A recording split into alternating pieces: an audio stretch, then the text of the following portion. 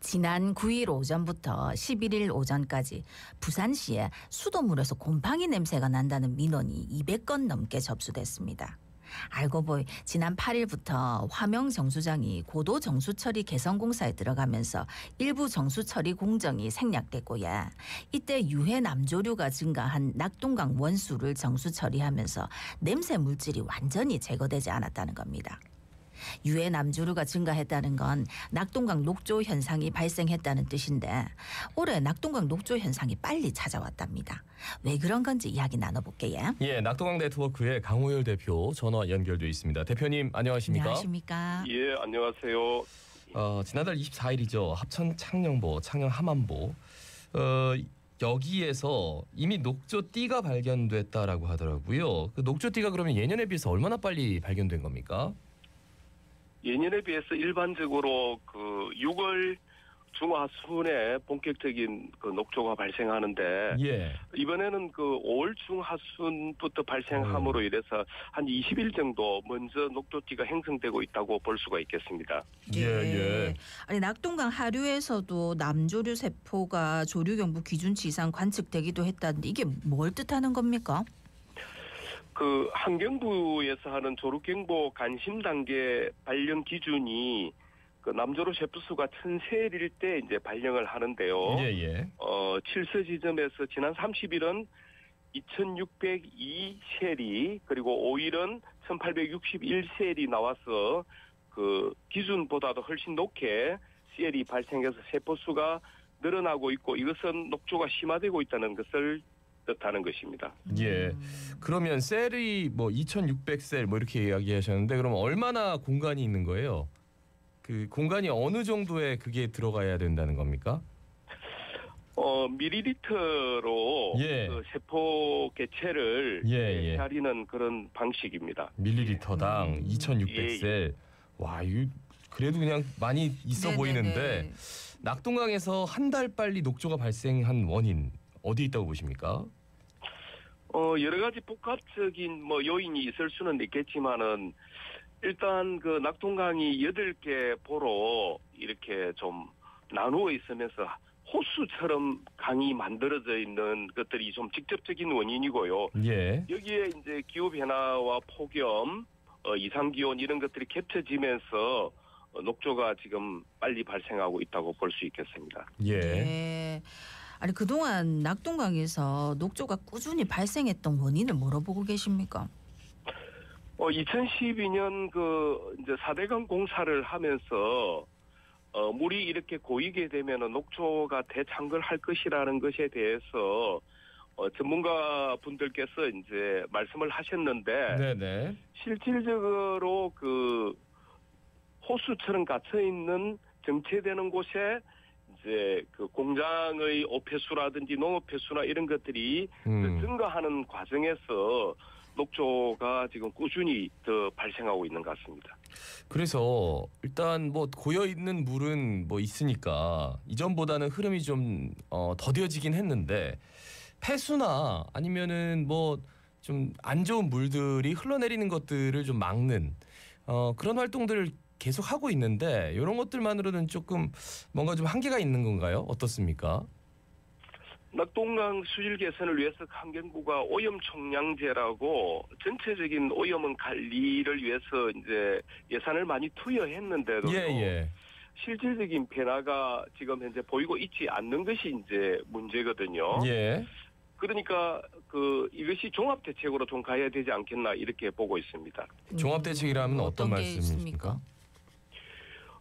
일단은 강이 일단 흐르게 하면서 낙동강 수변부에 그 공장이 들어서는 것들에 대해서 일정한 기준이 있어야 되고, 예. 그다음에 유역의 오염원 관리를 위한 그 인벤토리를 해서 오염원을 추적해서 관리하는 이런 부분들에 대한 일정한 영역이 아니라 전체적으로 일어나는 요인들을 좀 파악하는 그런 것이 필요할 것 같습니다. 그럼 지금은 혹시라도 뭐 폐수를 방류한다거나 아니면은 유역에서 뭔가 좀 오염물질을 내보낸다거나 이런 것들에 대해서 좀 근본적으로 뭔가 찾을 수 있는 법적인 근거가 없다는 말씀으로 들려서요. 어떻습니까, 대표님?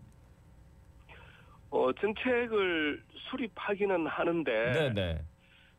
좀 이게 근본적 정책으로 접근을 못하고 사실은 그 했던 것들을 좀 반복하거나 핵심이 빠진 그런 정책인 것 같은데요. 네네.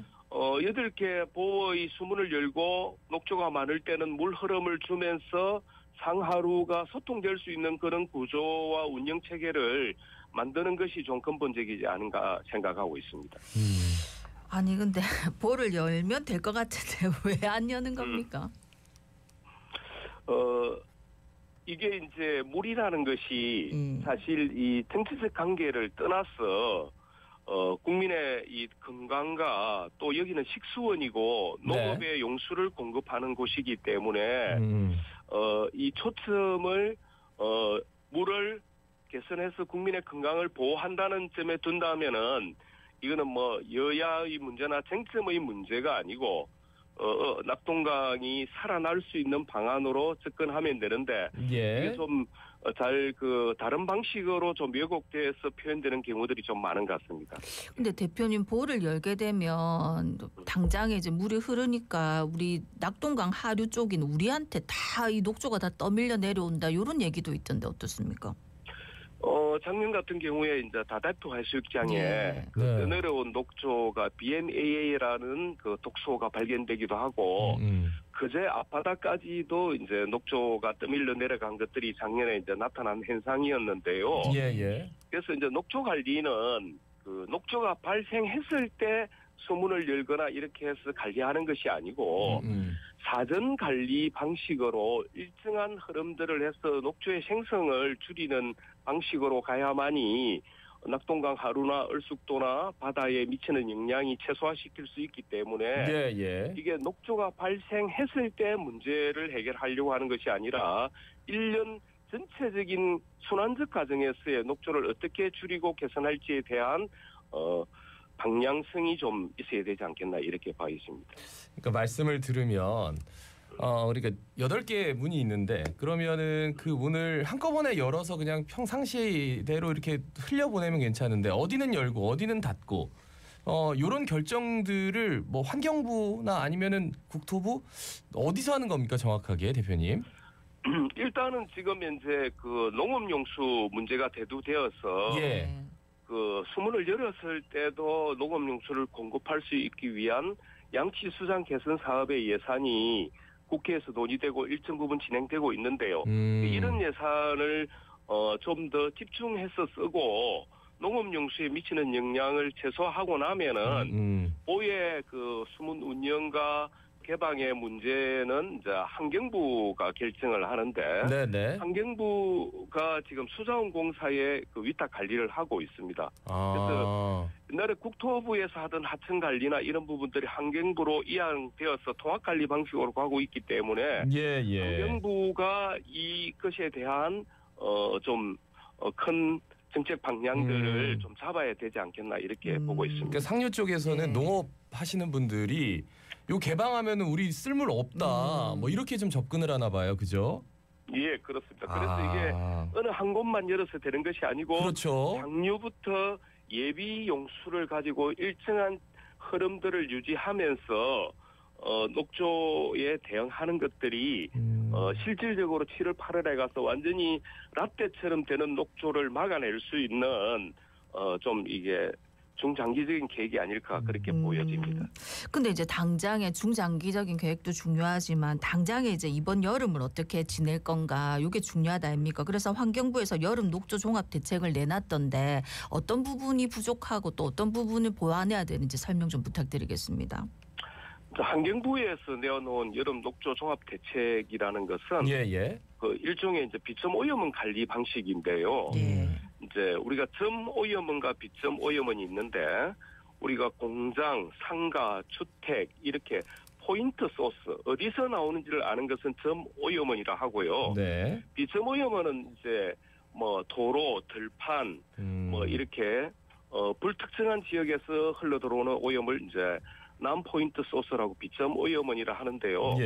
환경부가 내놓은 여름 녹조 종합 대책은 이제 유역 낙동강 유역에 있는 이제 퇴비를 이제 없앤다는 대책을 발표했어요. 자, 비가 오면은 이제 퇴비에서 나오는 그 인이나 질소나 이런 부분들이 이제 하천으로 흘러 들어가니까 이것을 이제 사전 예방하겠다는 것인데, 네네. 그걸 이제 이렇게 듣거나 아니면은 유역 근처에 있는 것들을 치우거나 해서 이 녹조에 이제 대응하겠다는 아닌데, 네. 이번에 발표하는 요 한 가지입니다. 한 가지인데.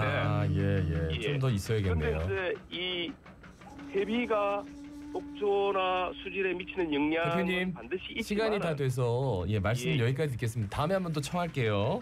낙동강 네트워크 강호열 대표였습니다. 고맙습니다.